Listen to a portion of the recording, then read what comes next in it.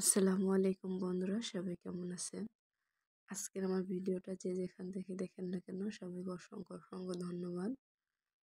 I hope আমার আজকে পুরো ভিডিওটার সাথে থাকবেন এবং একটা লাইক কমেন্ট করে শেয়ার করে যাবেন। আমার এই ছোট্ট চ্যানেলে ভিডিও দেখার জন্য সবাইকে স্বাগতম। আজকে আমি শুক্রবার স্পেশাল একটা দিন, তাই ছুটির দিনে হালকা পাতলা কিছু রান্না করলাম আর কি। শুক্রবার মানেই তো সবাই বাসায় থাকবে, একটু ঘোরাঘুরি আর কি হবে, সেজন্য বাড়তি কিছু ঝামেলা না করে যে যেটা পছন্দ করে আর কি সেটাই রান্না করলাম। এখানে আমি ফুল সবজি দিয়ে একটা ভাজি বানালাম। ভাজিটা একদম সিম্পলভাবে রান্না করছি, এটা আমাদের বাসায় সবাই পছন্দ করে। রুটি দিয়া বা ভাত দিয়া সবাই এটা খাওয়া যায়, চাইলে আপনারা এরকম ভাজি খেতে পারেন। আর এখানে আমি মুরগির মাংস রান্না করবো, সেজন্য মশলাটা কষিয়ে নিলাম। দেখতে দেখতে দেখি আমার ভাজিটা প্রায় কষানো হয়ে গেছে, এটা আমি কিছুক্ষণের জন্য একটু ঢেকে দেবো। আর এখানে মুরগির মাংসটাও কষানো হয়ে গেছে। আজকে আমি মুরগির মাংসটা কিন্তু কাঁচামরিচ দিয়ে কাঁচামরিচ বাটা দিয়ে রান্না করছি আর কি। শুকনো মরিচের লাল গুঁড়োটা যেটা, এটা আমি একদমই অ্যাড করিনি, অল্প কিছুই দেয়নি, অল্প পরিমাণ যেটা সেটাও দেয়নি, কাঁচামরিচে দিয়েছি যাতে একটু মানে সবুজ সবুজ কালারটা থাকে সেজন্য আর কি। এখানে দেখতে কিন্তু সবুজই ছিল, আমার ক্যামেরার কারণে এরকম দেখা যাচ্ছিল। আর এখানে মুরগির মাথার উপরে যে একটা ইয়ার মতো থাকে আবরণের মতো, সেটা আমি হাত দিয়ে একভাবে তুলে নিচ্ছিলাম। মুরগির মাথা কিন্তু আমার মেয়ের বেশ পছন্দ, ওরও সেম আমার মতো অবস্থা। সব কিছুর মাথা ওটা মশলা পছন্দ করে, আর মুরগির মাংসের মাথাটাই বেশ পছন্দ করে, বিশেষ করে এই যে মাথার উপরে যে ফুলটা থাকে এইটা নরম নরম থাকে যে। আর এখানে আমি বেগুন ভাজি করবো, সেজন্য বেগুনটা একটু রেডি করে নিলাম। হলুদ মরিচ আর ধনিয়ার গুঁড়ো দিয়ে দিচ্ছি সামান্য পরিমাণের।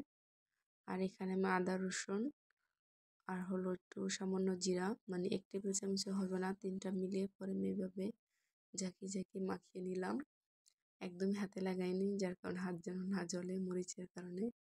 আর এখানে মাখানোর পর আমার ভাজিটা নাড়া দিয়ে নিলাম, ভাজিটাও হয়ে গেছে। এখন আমি ধনিয়া পাতা দিয়ে ভাজিটা নামিয়ে নিব। আমার ভাজিটার কালারটা কিন্তু আজকে মাশাআল্লাহ অনেক সুন্দর আসছে, আর অনেক মজাও হয়েছে কিন্তু ভাজিটা।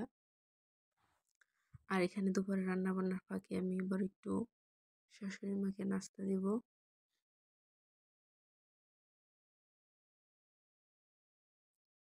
এদিকে হলো যে আমি তরকারিতে লবণ দিতে ভুলে গেছিলাম, সেজন্য আমার মাংসটা দেখতে কেমন যেন লাগছিল, মনে হইতে যেন কিছু একটা হয় নাই, সেজন্য আমি পরে মশলা ঝোল চেখে দেখছিলাম, পরে দেখি লবণই হয় নাই, পরে আবার লবণ দিয়ে দিলাম।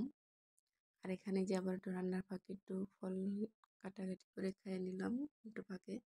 আর এখানে আপেল ছিল আর আমটা কিন্তু আমাদের গাছের ছাদের, ফরমালিন ছাড়া আর কি। আম মজা ছিল, অনেক মিষ্টি হয়েছিল আমটা। পরে যে শাশুড়িমাকে দিয়ে আমরাও একটু খাইয়ে নিলাম।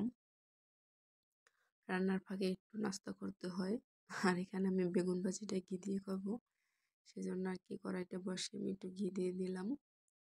ঘি ছাড়া বেগুন ভাজি একদম চলেই না, আর ঘি দিয়ে না করলে আমাদের বাসায় কেউ পছন্দও করে না। ঘি দিয়ে যদি বেগুন ভাজি করি দেখবেন সবাই অন্য তরকারি রাখা শুধু বেগুন ভাজি দিয়ে খাবার খেয়ে উঠছে, এরকম অবস্থা আর কি। তো আমি এখানে ঘিয়ের সাথে একটু তেল অ্যাড করলাম, কারণ সব তো আর ঘি দেওয়া যায় না, এত বড় লোকস না তো আমরা আবার। জাস্ট মজা করলাম। পরে এখানে আমি সুন্দর করে ঘুরিয়ে ঘুরিয়ে বেগুন ভাজিটা করে নিলাম। আর আজকে আপনাদের সাথে একটা কথা শেয়ার করি, আমাদের এখানে একটা আপু আছে, আমার ওনার বাচ্চাটা খুব অসুস্থ, যে রুমা আপু, আমি তার বাচ্চার জন্য দোয়া করি, আল্লাহ যেন ওকে সুস্থতা দান করে। আমি কালকের একটা পোস্টে দেখলাম বসুন্ধরাতে একটা বাচ্চা, এত ছোট একটা বাচ্চা, মানে মারা গেছে না কি করছে জানি না, ডাস্টবিনে ফালাই রাখছে। পোস্টটা দেখার পর আমার এত খারাপ লাগছে, বাচ্চাটা দেখে, এত ছোট মানুষ বাচ্চা পায় না, কত কান্নাকাটি করে, হারে মারা গেছে, তোরা একটু কবর দেওয়ার ব্যবস্থা কর, তা না করে ডাস্টবিনে ফালাই রাখছে। সেটা আবার কি করছে, এক লোক ছবি তুলে সেটা আবার পোস্ট করছে। বাচ্চাটা আপনারা কে দেখছেন কিনা জানি না, এত সুন্দর, তাও আবার ছেলে বাবু ছিল। আমার দেখে খুব খারাপ লাগছে, আমি জানি না আল্লাহ এদের কি বিচার করবে। একটা সন্তান মানুষ পায় না আর এইভাবে ফালাই দেয়, আল্লাহ ওদের হেদায়েত দান করুক। বলতে বলতে আমাদের রান্না শেষ হয়ে গেল, সবার কাছে আজকে আমার ভিডিওটি কেমন লাগছে অবশ্যই কমেন্ট করবেন। আর একটু লাইক কমেন্ট করে চ্যানেলটা সাবস্ক্রাইব করে যাবেন। সবাই ভালো থাকবেন, সুস্থ থাকবেন। আল্লাহ হাফেজ।